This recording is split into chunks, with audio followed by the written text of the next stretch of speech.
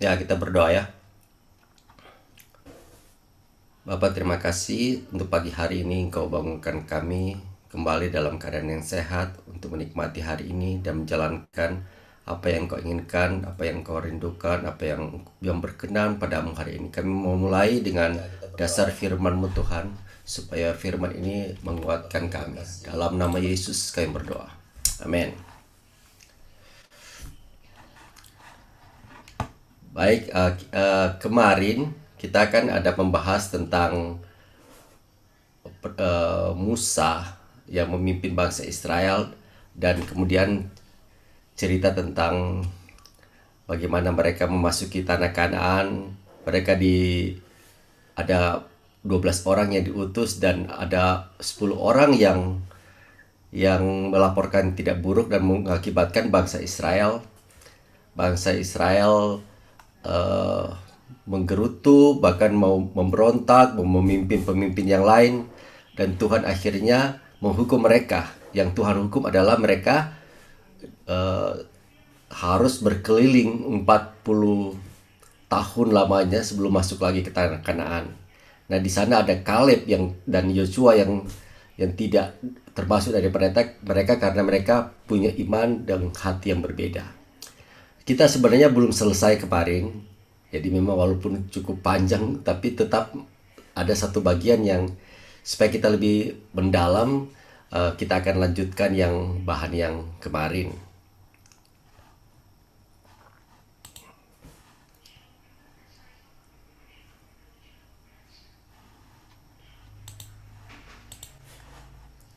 Ya.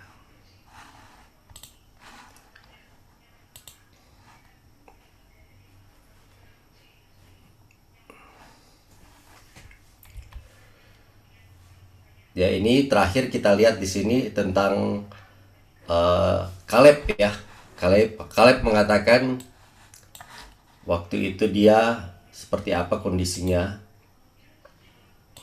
Dia bilang, "Aku masih kuat sama seperti waktu aku disuruh Musa, seperti kekuatanku pada waktu demikian kekuatanku sekarang untuk berperang dan untuk keluar masuk." Nah, jadi Kaleb itu bilang dia masih kuat. Kaleb berumur berapa pada saat itu? Kaleb itu berumur 85 ya, 85 tahun. Karena dia waktu masuk dia berumur pertama kali 40 tahun waktu dia mengintai pertama. Nah, sekarang dia sudah 45 tahun lamanya, berarti dia bilang dia sekarang berumur 85. 85 masih kuat. Nah, ini jadi pegangan kita. Dalam masa tua pun kita di dalam Tuhan dan tetap beriman, tidak akan seperti bangsa Israel yang dihukum, yang mati sebelum pada waktunya. Tapi ini adalah orang-orang yang dipanggil Tuhan jadi kuat untuk untuk melakukan pekerjaan yang besar untuk kemuliaan Tuhan. Bukan itu saja, Kaleb juga memiliki satu satu warisan yang hebat, itu Hebron. Kota Hebron itu menjadi milik pusaka. Jadi sekarang Hebron itu ada tetap kota, dan dia itu menjadi milik daripada keturunan daripada si Kaleb. Nah, orang-orang enak yang di sana, yang tadinya ada di daerah itu, telah dikalahkan. Padahal waktu dulu mereka mau masuk, mereka sebenarnya agak takut karena mereka pikir orang enak itu adalah raksasa. Bagi kebanyakan orang yang mengintai, enak itu musuh, enak itu raksasa, enak itu tidak bisa dikalahkan, enak itu akan membunuh mereka. Enak itu adalah eh, kaum yang dikatakan yang pasti akan mengalahkan mereka. Jadi sebelum mereka melangkah saja mereka sudah takut. Mereka melihat orang enak itu seperti raksasa yang besar. Tapi Kaleb dan Yosua berbeda. Kaleb dan Yosua berpandangan yang berbeda. Kaleb dan Yosua berpikir beda. Kaleb dan Yosua punya iman, dan mereka akhirnya dipilih Tuhan untuk masuk. Orang-orang yang lain, bahkan orang-orang yang dipilih, orang dewasa yang dikatakan mampu untuk berperang, 20 tahun ke atas yang sudah dihitung itu tidak masuk ke tanah Kanaan. Mereka dikatakan mati di tengah jalan. Itulah Musa menulis di Mazmur pasal yang ke-90 tentang orang-orang yang pada saat itu berumur kira-kira 70 maksimal atau 80, mereka mati di tengah jalan. Itu tidak berbicara tentang umur manusia pada umumnya, tapi waktu orang-orang yang ada pada saat itu. Oke. Kita kembali lagi.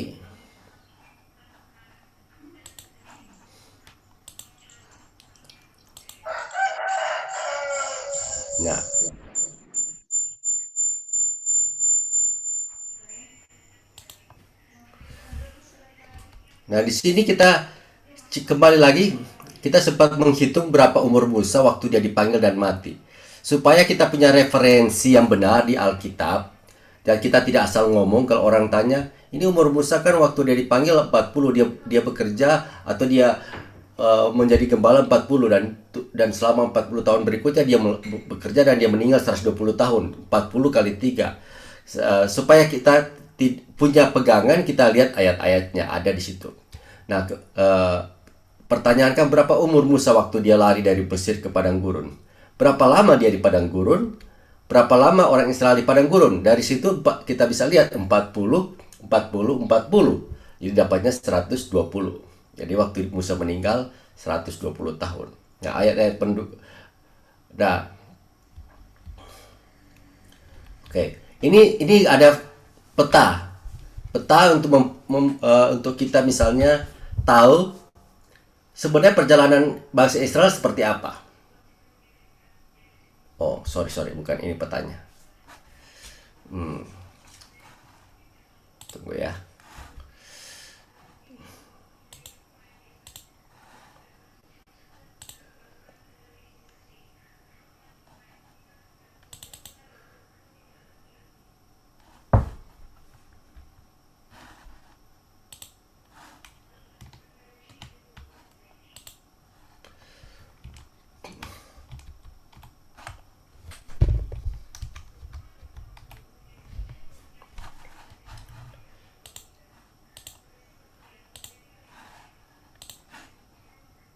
Nah, ini petanya.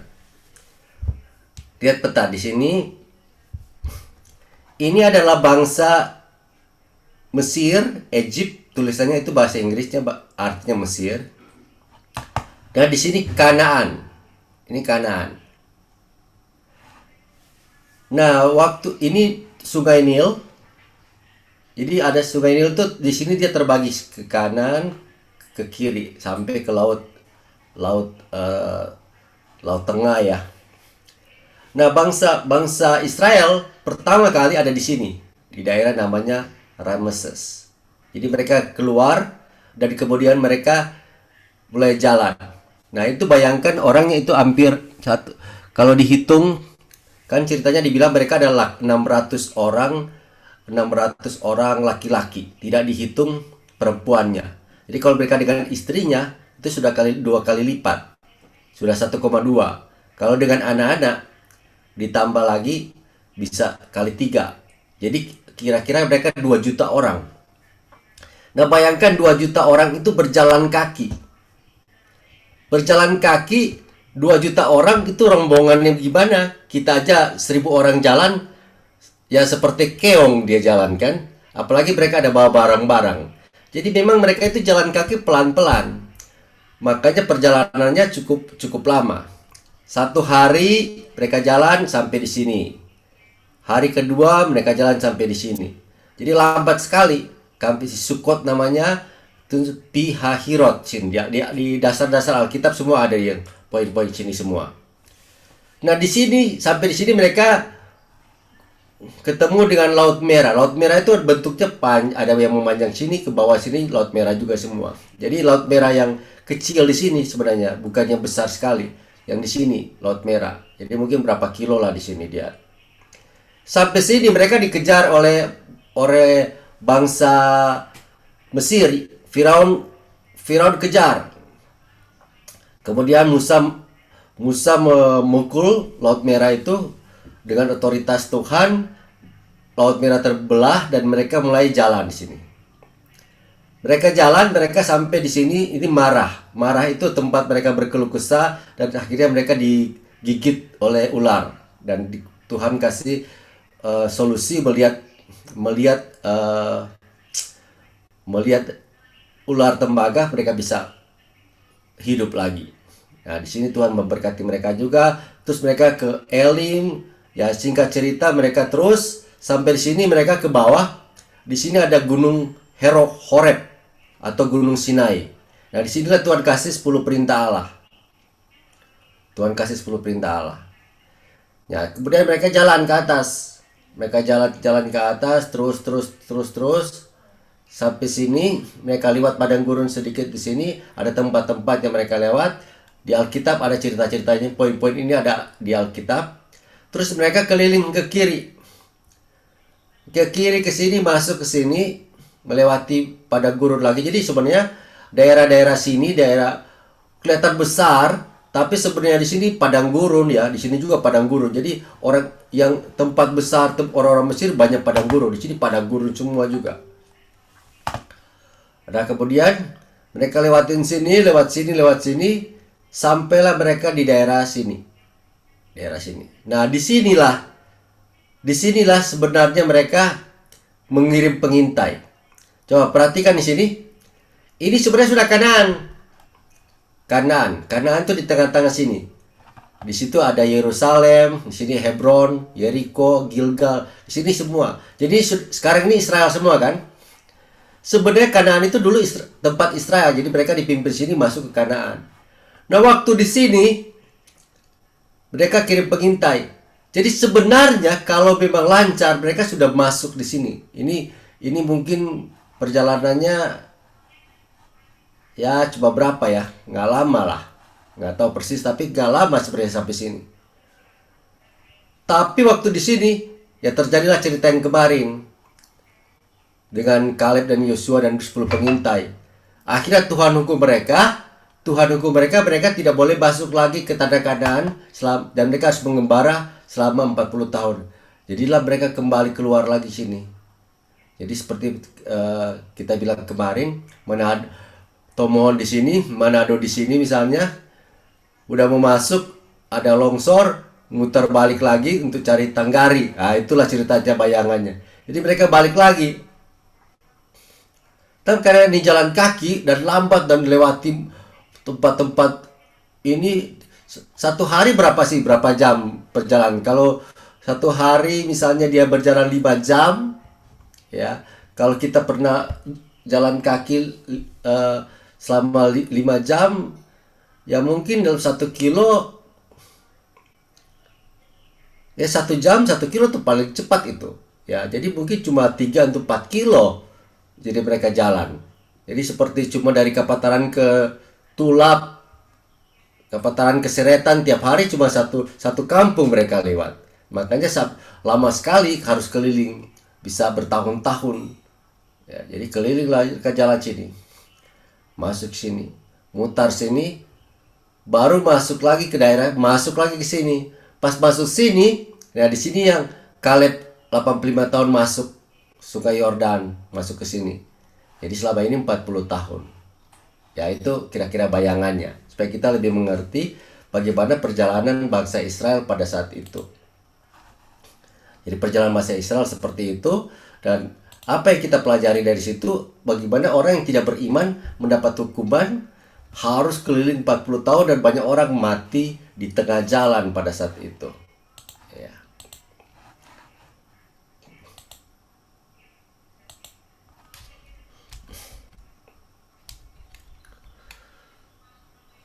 Nah, pertanyaan berikutnya, berapa usia yang Tuhan dapat dijadikan manusia hidup? Jadi, kita harus lihat di mana. Apakah Musa yang menetapkan itu? Harusnya Tuhan yang tetapkan. Kita lihat sendiri, Musa meninggal usia berapa? Di firman Tuhan katakan Musa meninggal usia berapa?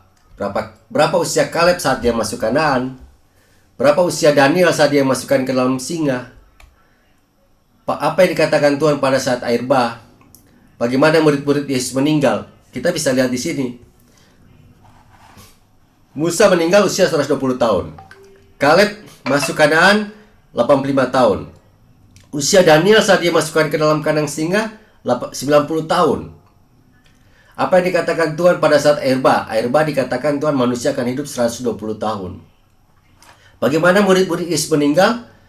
Murid Yesus meninggal cuma dua kondisi. Mereka mati martir dan mereka dikasih Tuhan umur panjang, mereka dibuang. Jadi tidak ada yang dikatakan mereka mati pada kena penyakit seperti itu. Petrus disalibkan terbalik, ada beberapa murid juga disalibkan terbalik. Yakobus dipenggal kepalanya.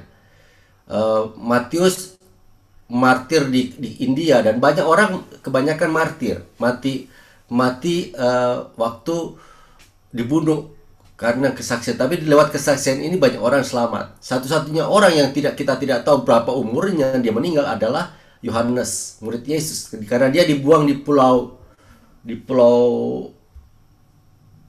Patmos ya, waktu dia dapat wahyu. Nah, dia di sana karena mereka mencoba membunuh dia, sudah digoreng, dia tidak mati-mati. Dia tidak tahu berapa umurnya dia, tapi pasti sangat panjang. Nah, kemudian kita coba lihat apa yang kita harus imani jadinya untuk hidup di dunia ini. Ya, kita harus imani adalah Tuhan menyediakan kesehatan pada kita, tubuh, jiwa, spirit, roh kita sehat. Dan selama kita hidup ini, kita akan melayani Tuhan dalam keadaan yang sehat. Dan coba kita lihat, ini bukti-bukti Alkitab umur berapa gitu. Nah, di sini di Kisah Rasul-Rasul, itu Kisah Rasul-Rasul. Kisah Rasul-Rasul 7 ayat 23. Pada waktu Musa dididik dalam segala hikmat orang Mesir. Jadi Musa kan diangkat anak. Kemudian dia dibawa di Mesir. Dia diasuh, dibesarkan sebagai pangeran Mesir. Dan dia berkuasa dalam perkataan perbuatan karena dia seorang anak angkat yang menjadi pangeran di Mesir. Tapi pada waktu dia berumur 40 tahun, timbullah keinginan dalam hatinya untuk mengunjungi saudara-saudaranya, yaitu orang-orang Israel. Jadi ceritanya pada waktu dia berumur 40 tahun ada konflik di mana dia mencoba untuk membela, ada perkelahian orang Israel, dan akhirnya dia membunuh seorang Mesir. Dia membunuh, ya. Dia menolong dan membela orang Israel itu, dan membunuh orang Mesir. Ya, jadi dia berpikir saudara-saudara akan mengerti bahwa Allah memakai dia untuk menyelamatkan mereka, tapi mereka tidak mengerti. Jadi akhirnya mereka tahu dia punya keinginan seperti itu. Ada orang Israel berkelahi, kemudian orang itu bilang begini, siapakah yang mengangkat engkau menjadi pemimpin kami? Engkau hendak bermaksud membunuh aku, sama seperti engkau membunuh orang Mesir. Ya, Musa kaget karena Musa itu diketahui membunuh orang Mesir. Kalau dia udah diketahui membunuh orang Mesir, pasti dia akan dihukum mati juga. Jadi akhirnya dia lari ke tanah Midian. Di situ ia memperanakan 2 orang anak laki-laki. Nah, dikatakan firman Tuhan, sesudah 40 tahun tampaklah kepadanya seorang malaikat di padang gurun Sinai dalam nyala api yang keluar dari semak duri. Jadi setelah 40 tahun dia mengembalakan, jadi sudah berumur 80 tahun, dia dapat penglihatan. Penglihatan itu yang kita tahu ceritanya, Tuhan menampakkan diri dan Tuhan mau memakai dia. Dia menampakkan diri di api. Kemudian Tuhan suruh dia dia diutus ke Mesir untuk membebaskan orang Israel dengan tanda-tanda, dengan mujizat seperti yang kita ketahui 10 tulah itu. Jadi kita lihat di sini Musa 80 tahun waktu dia dipanggil Tuhan. Jadi sekali lagi kita sekarang harus tahu bukan 70 atau 80, tapi lebih panjang daripada itu kalau Tuhan izinkan ya. Nah, di sini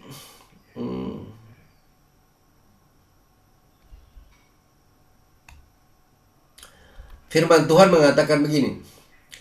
Selama kita hidup ini, kita harus percaya bahwa tidak ada penyakit yang akan menyerang kita. Ada janji firman Tuhan kepada orang Israel pada waktu itu.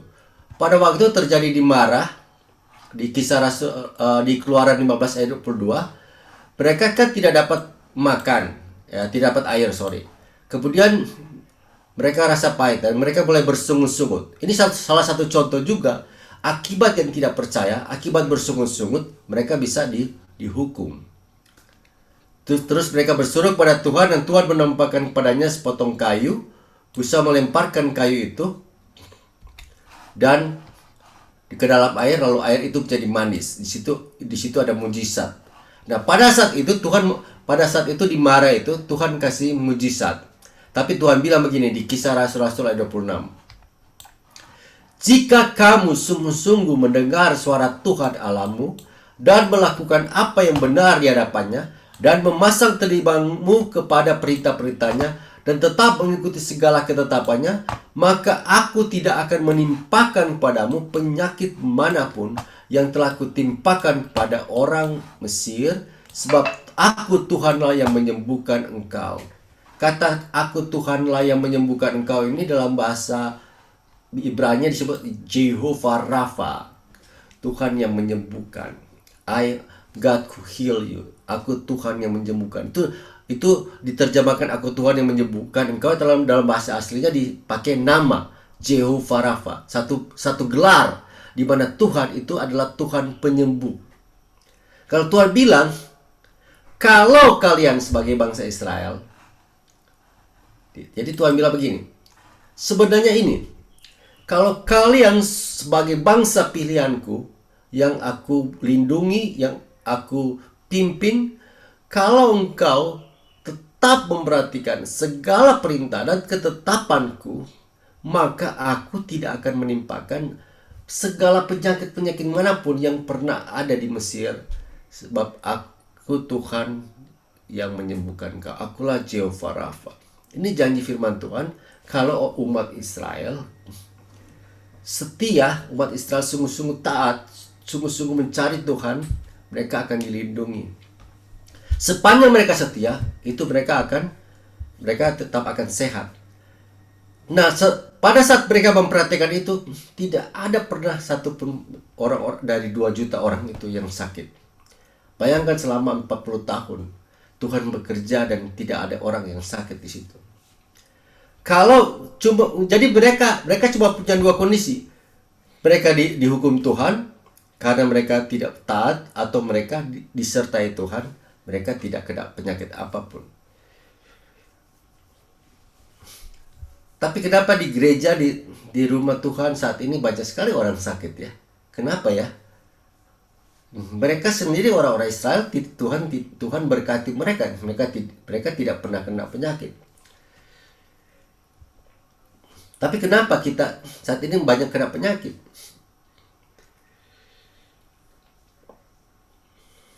Harusnya kita ini yang sudah di dalam Tuhan, yang sudah dapat kasih karunia dari Yesus Kristus, harusnya tidak kena penyakit, harusnya. Karena Tuhan itu tidak berubah dahulu, sekarang, sampai selama-lamanya. Ada persoalan di sini karena kuncinya adalah banyak orang tidak percaya lagi. Tidak percaya bahwa Tuhan itu memberikan mujizat, Tuhan memberikan kesembuhan, Tuhan memberikan pemulihan. Kita harus kembali kepada dasar, kita balik pada fondasi bahwa Tuhan itu menyertai kita, Tuhan selalu menyembuhkan. Yang kedua, ada banyak hal di mana mereka berpikir bahwa sudah tidak ada lagi kesembuhan ilahi, sudah tidak ada lagi Tuhan yang pernah menyembuhkan orang pada zaman dahulu kala. Jadi mereka tidak mengandalkan Tuhan. Waktu mereka tidak mengandalkan Tuhan, kehilanganlah berkat anugerah. Waktu mereka tidak mempercayai Tuhan, kehilanganlah kasih karunia. Nah, seperti itulah. Jadi kita harus sudah sungguh-sungguh percaya akan penyertaan Tuhan. Oke. Terus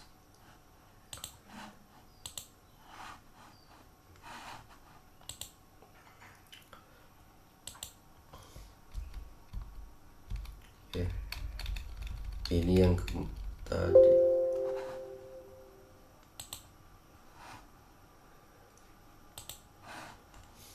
Oke. Nah, ini gambar seperti kemarin, tapi berbeda. Kalau yang kemarin adalah orang-orang yang punya iman, tidak punya iman celaka. Sekarang yang positif. Kita tidak mau bicara yang negatif lagi. Kita bicara sekarang yang positif. Positif adalah cerita orang yang berani mengambil resiko karena mereka hidup di dalam iman. Contohnya, di firman Tuhan katakan Henok. Henok itu adalah opanya daripada si Musa. Ya, jadi Musa sempat melihat kehidupan dia, dan Nabi Nuh punya opa Henok, ya. Henok punya anak Metusala. Metusala itu adalah orang yang paling tua yang pernah hidup di dunia ini. Kalau tidak salah 969 tahun ya. Kita lihat di Alkitab kalau salah 906. Jadi dia paling tua yang pernah hidup di dunia ini, hampir 1000 tahun. Dia meninggal pada saat air bah. Jadi sebenarnya kalau tidak ada air bah juga, sebelum air bah dia meninggal. Jadi kalau tidak ada air bah mungkin dia lebih panjang umurnya. Jadi Henok itu dikatakan firman Tuhan, dia adalah orang yang berkenan pada Tuhan sampai Tuhan mengangkat dia ke sorga. Dia tidak meninggal, dia diangkat sorga. Firman Tuhan mengatakan Henok berkenan pada Tuhan. Henok ini hidupnya kan, ya pada zaman dulu kan hidupnya 800-an, 700, 900 gitu kan. Ya, jadi dia punya orang tua, tambah umur 100, tambah 100, jadi mereka masih bisa ketemu dengan Adam.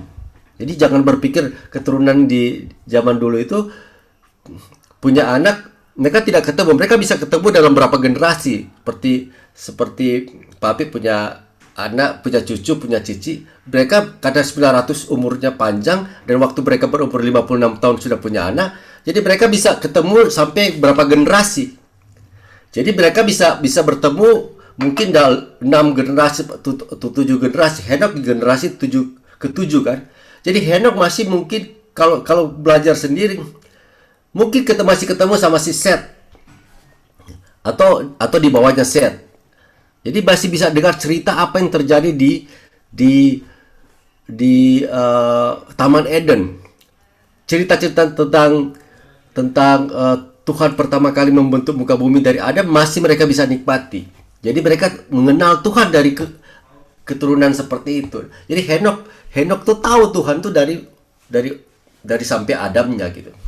Tapi Henok percaya kepada Tuhan, dan Henok berkenan di hadapan Tuhan. Ini dikatakan di kitab Ibrani pasal 11, Henok itu berkenan di hadapan Tuhan karena iman dikatakan firman Tuhan. Jadi coba kita lihat ya.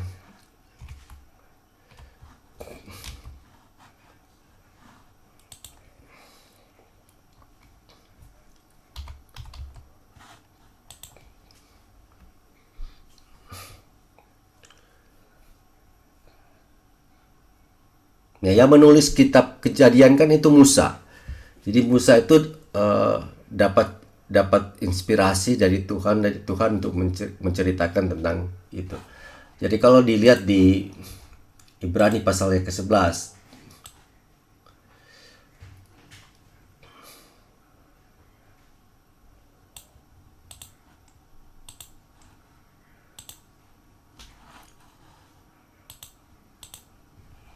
dikatakan iman adalah dasar dari segala sesuatu yang kita harapkan dan bukti dari segala sesuatu yang tidak kita lihat. Sebab oleh imanlah telah diberikan kesaksian kepada nenek moyang kita. Jadi bicara tentang kesaksian nenek moyang itu kita lihat dengan iman yang dari belakang. Karena iman kita mengerti bahwa alam semesta telah dijadikan oleh firman Allah. Tuhan yang berkata-kata sehingga firman Allah jadi. Sehingga apa yang kita lihat telah terjadi dari apa yang tidak dapat kita lihat. Kita lihat ke belakang, kita lihat dengan iman. Ya. Dan kemudian ada daftar iman. Karena iman, Habil telah mempersembahkan kepada Allah korban yang lebih baik daripada korban Kain. Dengan jalan itu ia memperoleh kesaksian kepadanya bahwa ia benar, karena Allah berkenan dan akan persembahannya itu, dan karena iman ia masih berbicara sudah ia mati. Di antara Kain dan Habil dikatakan punya iman, makanya dia mempersembahkan hal yang lebih baik. Nah, tapi ada ayat 5, karena iman Henok terangkat supaya ia tidak mengalami kematian, dan ia tidak ditemukan karena Allah telah mengangkatnya. Sebab sebelum ia terangkat, ia memperoleh kesaksian bahwa ia berkenan kepada Allah. Maka dikatakan di Ibrani 11 ayat 6, tanpa iman tidak mungkin orang berkenan kepada Allah. Sebab barang siapa berpaling pada Allah, ia harus percaya bahwa Allah ada dan bahwa Allah memberi upah pada orang-orang yang sungguh mencari Dia.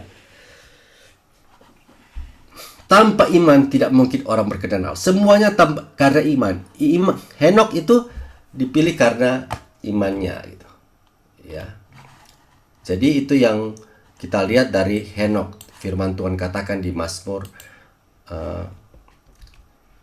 di Ibrani 11. Nah, Nuh dan air bah. Nuh juga itu orang yang mengambil resiko. Bayangkan orang yang seperti Nuh ya. Dikatakan firman Tuhan di ayat yang ke-7, karena iman Nuh dengan petunjuk Allah tentang sesuatu yang belum kelihatan dengan taat mempersembahkan bahtera untuk menyelamatkan keluarganya, dan karena iman ia menghukum dunia dan ia ditentukan untuk menerima kebenaran sesuai dengan imannya.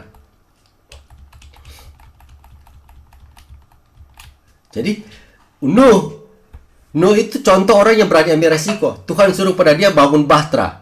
Bangun bahtera karena Tuhan bilang akan ada air bah. Bayangkan belum pernah dia lihat. Dan dia harus bangun bahtera. Dan harus bilang bahwa akan ada hujan air bah yang besar. Orang-orang mencemooh dia, orang mengatakan nggak mungkin lah ini.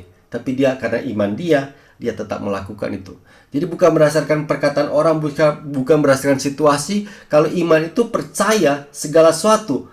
Percaya ke depan gitu. Percaya walaupun tidak kelihatan. Tapi kalau Tuhan bilang, kita percaya, itulah iman gitu. Ya, Nuh mengatakan demikian. Ya. Nah, ada banyak cerita yang lain. Ada tentang cerita Elia dan janda dan juga Abraham. Ya, kalau bicara Abraham, waktu dicontoh dia sebagai orang yang beriman. Karena Abraham disebut bapa orang beriman. Ya, di sini dibilang Abraham pertama karena iman Abraham taat. Ketika ia dipanggil untuk berangkat ke negeri yang akan diterimanya, menjadi milik pusakanya, lalu ia berangkat dengan tidak mengetahui tempat yang dia tuju. Imannya percaya walaupun Tuhan bilang, keluar kamu dari tempat ini, pergi. Sebenarnya dia pergi kemana? Ke Kanaan ya. Terus iman, karena iman dia tinggal dengan Ishak dan Yakub. Karena iman dia memperoleh kekuatan untuk menurunkan anak dan cucu walaupun usianya sudah lewat ya 90 tahun, syarat 75, tapi mereka bisa dapat anak ya. Tapi itulah sebabnya maka dari satu orang melawan orang yang telah mati pucuk terpancar keturunan besar seperti bintang di langit. Tapi yang hebatnya di sini di ayat yang 17, karena iman Abraham tak kalah ia dicobai mempersembahkan Ishak, ia yang telah menerima janji itu rela mempersembahkan anak yang tunggal, walaupun kepadanya telah dikatakan keturunan yang berasal dari Ishaklah yang disebut keturunanmu. Karena ia berpikir bahwa Allah berkuasa membangkitkan orang sekalipun dari antara orang mati. Dan dari sana ia seakan-akan telah menerimanya kembali. Abraham adalah contoh orang yang beriman yang luar biasa. Disuruh mempersembahkan anaknya Ishak, dia nggak peduli situasi, dia nggak peduli pikiran dia tidak peduli apa-apa. Kalau Tuhan suruh, dia akan lakukan.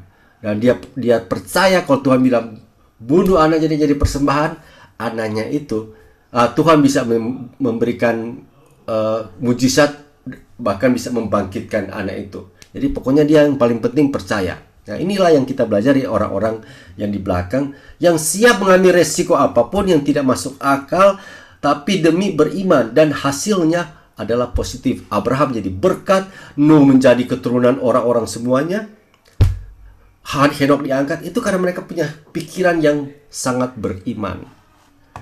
Sebaliknya kita lihat kan orang-orang yang tidak punya iman, mereka bahkan mengalami celaka gitu. Menghadapi situasi yang tidak baik. Oke.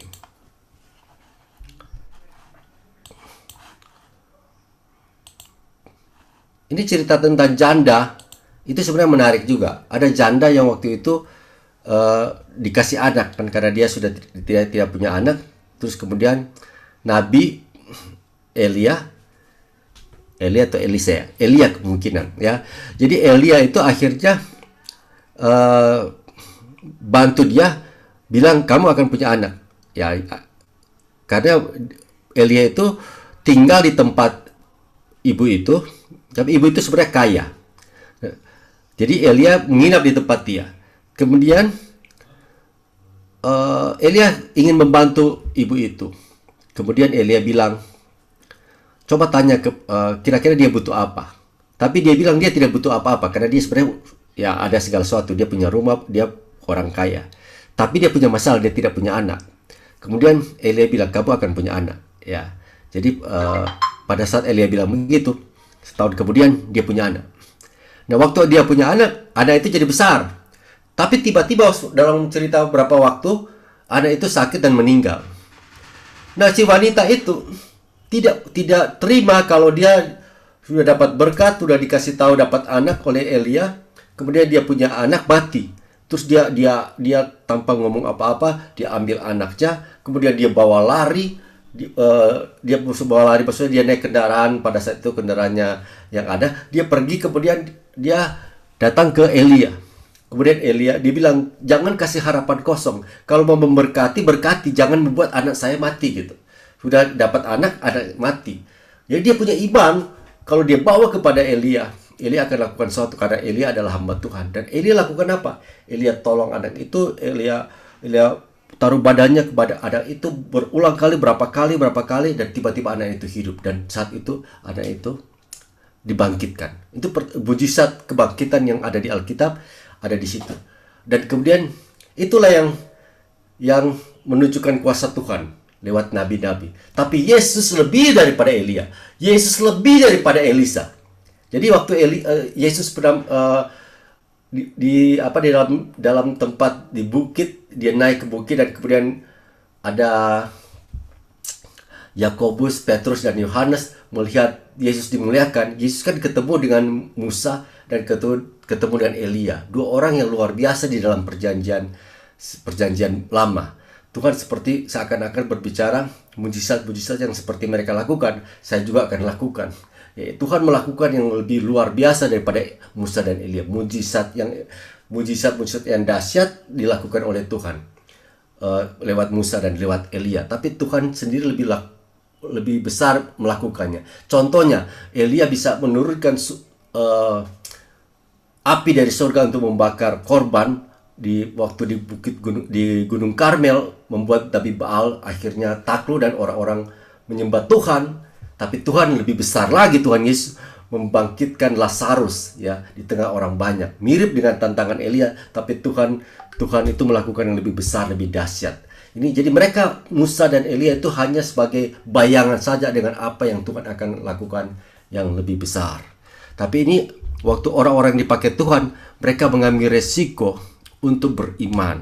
Jadi iman itu tidak boleh takut, tidak boleh khawatir, tidak peduli dengan situasi.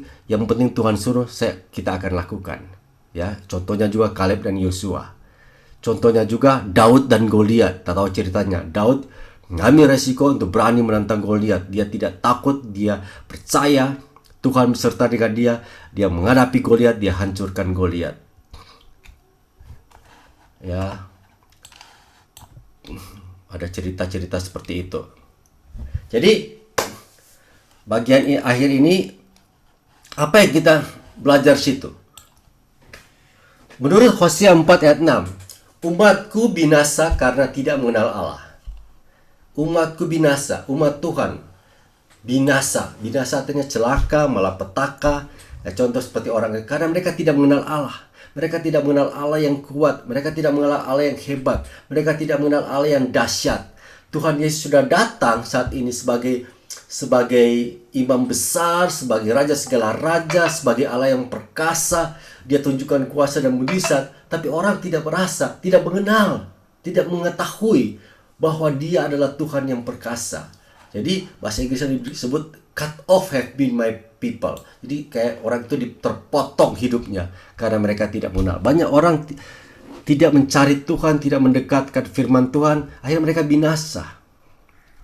Tapi sebaliknya di Yohanes 8 ayat 31 mengatakan, Maka katanya kepada orang-orang Yahudi yang percaya kepadanya, "Jikalau kamu tetap dalam firman-Ku, kamu benar-benar adalah murid-Ku dan kamu akan mengetahui kebenaran dan kebenaran itu akan memerdekakan kamu." Kemerdekaan itu akan membebaskan kita. Kebebasan itu membuat kita jadi pemenang.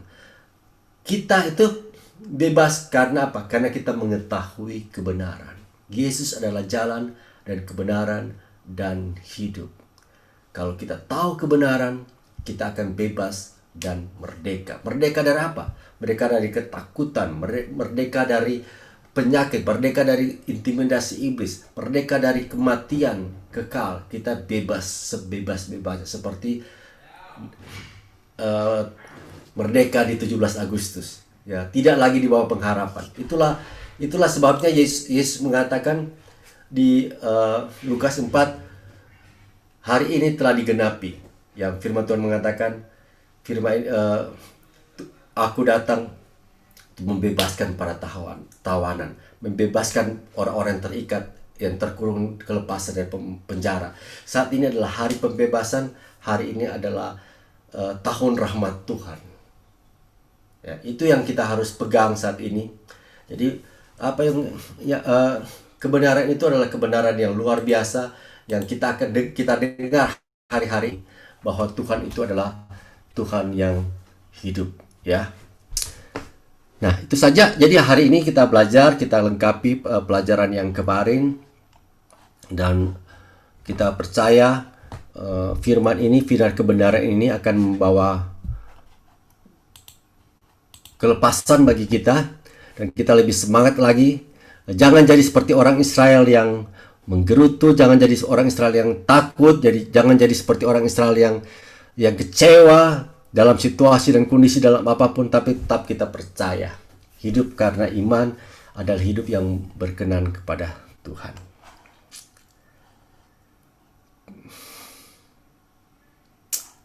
Amin. Oke, bincang-bincang sedikit. Ada pertanyaan? Ada komentar?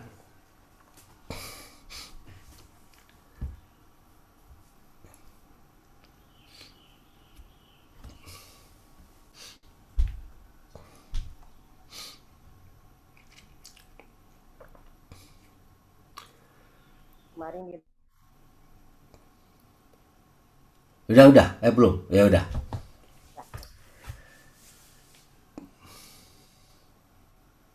komentar sangat bagus untuk orang pengetahuan.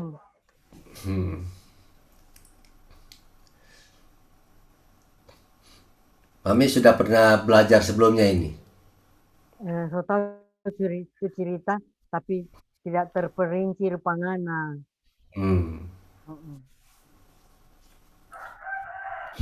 Ya, karena kita ada belajar-belajar di latar belakang cerita supaya lebih mengerti.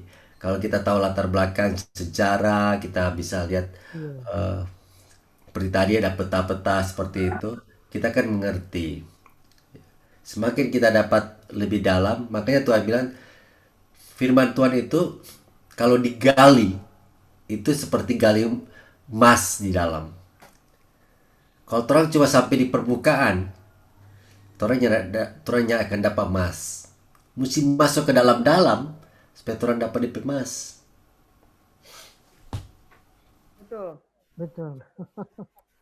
Kayak itu umur itu kan baru mengerti sekali tuh soal Musa dan soal mana Pak dong Mami tahu tuh itu peta. Ya, nyana banyak orang tahu itu juga. Nyana banyak orang tahu. Karena itu orang yang menyelidiki.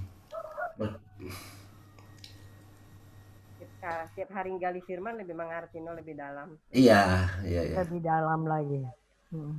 Dan kita sebenarnya senang waktu mempersiapkan ini, kan kita juga cari bahan. Jadi sebenarnya kita juga dapat tambahan pengetahuan karena kita mempersiapkan ini. Oh iya ya, supaya mengerti gitu. Jadi orang sekarang kan cuma batasi sudah 70 tahun anugerah Tuhan. Lebih dari itu Iya. lebih jelas dan Jangan lupa ngana atau karena sekarang ya 60 toh plus. Jadi kalau orang bilang 70, setinggal berapa tahun dan. udah perasa semua tua sekali. Terlalu mengerti sekali. Ya itu bagus untuk menguatkan dan bukan cuma sekedar umur panjang, tapi umur panjang yang sehat, yang kuat. Nah, itu berbeda Dan berguna toh. dan Sama berguna. kayak Noh. Dia Heeh. terus didik dia pe anak-anak sampai pe Noh toh. Iya. Ya mereka umurnya 900-an gitu dan kalau baca di firman Tuhan pada waktu berumur 50 tahun dia memperanakan ini. 50 tahun. Kalau cuma 50 dia hidup 50 tahun cuma beda 100 kan? Ya misalnya dia 50 tahun dia punya dapat anak. Biasanya 40 tahun dia dapat anak. Nah, itu anak itu dapat 40 tahun lagi punya anak. Berarti kan cuma 80 tahun dia sudah dapat cucu kan? Nah, kan dia umurnya 700 800. Nah, kalau semua juga ke bawah begitu, jadi dia akan dapat cece, dia akan dapat cici, dia akan dapat di bawah lagi, masih ketemu dua orang. Jadi cerita-cerita tentang Adam dan Hawa yang itu pasti dapat. Jadi kemungkinan Nuh juga dapat dari Henok kan. Nuh dapat dari Henok sehingga diturunkan ke bawah makanya Musa tahu. Iya. Betul. Noh pe papa tuh Lamek ya. Lamek kah? Coba kita lihat ya. Ya ada di Alkitab juga begitu.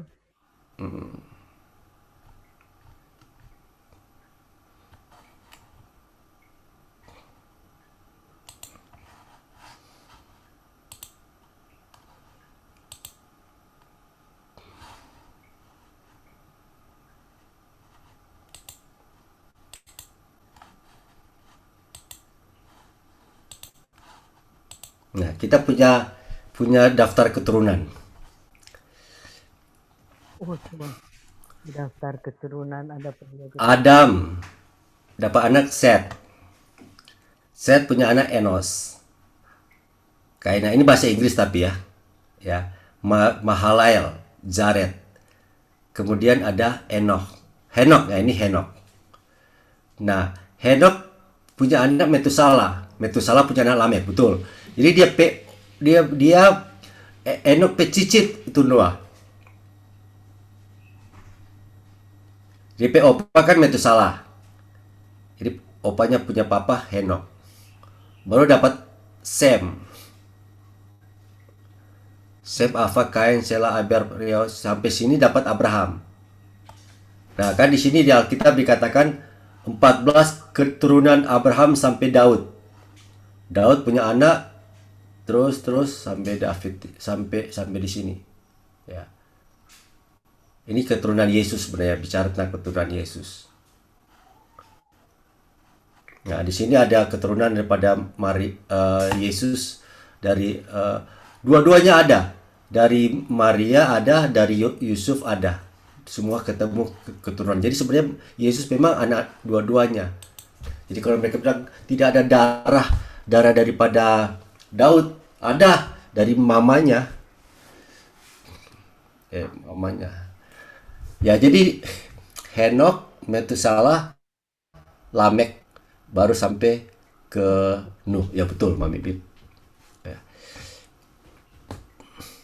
Nah, sedangkan di Alkitab bicara mereka di kejadian itu.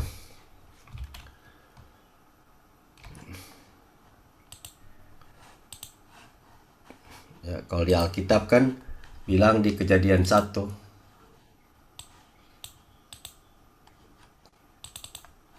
Ya. Kejadian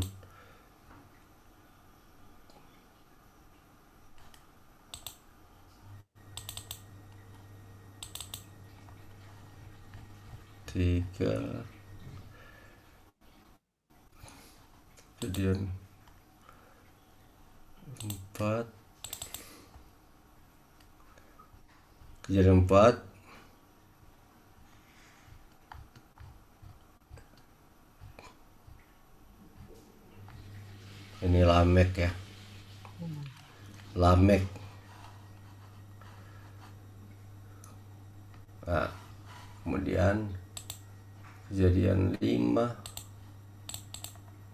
Nah, kejadian 5 daftar keturunannya. Nah, di sini Adam hidup, setelah Adam hidup 130 tahun, ia memperanakan Set. Oke. Set hidup 800 tahun kan? 800 tahun dia memperanakan anak laki-laki perempuan. Adam mencapai 930 tahun. Jadi 930 tahun lalu dia mati. Nah, waktu Set hidup 150 tahun dia memperanakan Enos. Jadi 100-100an ya.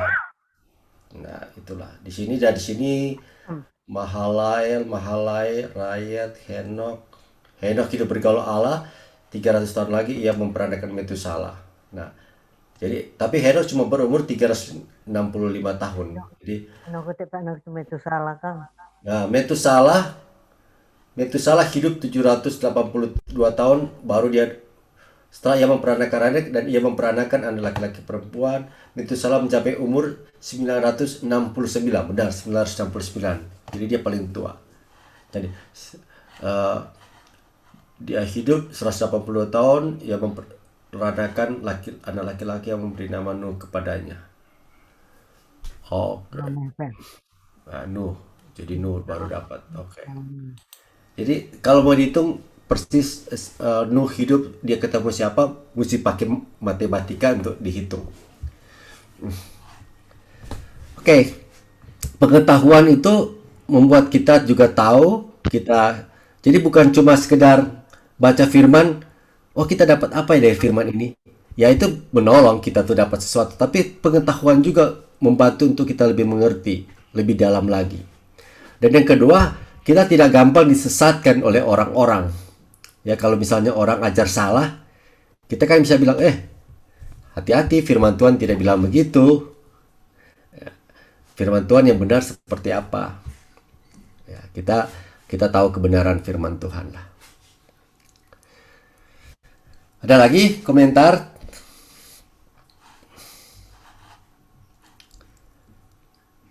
Komentar tapi pertanyaan. Pertanyaan? Ada pertanyaan?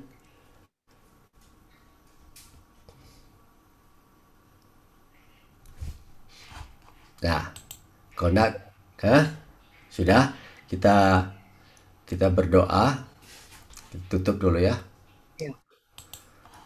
Terima kasih Tuhan untuk hari ini. Terima kasih firman-Mu yang telah memberikan kamu pengetahuan. Biarlah ini bukan sekedar menambah ilmu kami, pengetahuan Alkitab biasa, tapi ini menambah iman kami. Karena kami tahu sewaktu kami bergaul dengan firman, kami mendaki dalam, kami akan menemukan harta karun yang luar biasa di mana membangun iman kami untuk kami hidup sesuai dengan janji-janji Engkau, janji firman-Mu. Kami percaya Tuhan, walaupun sekeliling saat ini sedang kelihatannya susah, kelihatannya banyak masalah, banyak tekanan, tidak akan membuat kami lemah untuk mengucap syukur. Dan kami tetap percaya Kaulah benteng perlindungan kami, kota kubu pertahanan kami.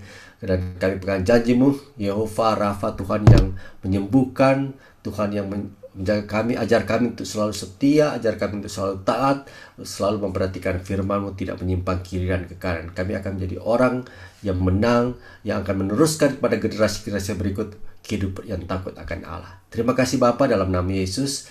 Berkati hari ini, berkati semua orang yang mendengar firman-Mu. Dalam nama Yesus. Amin. Amin.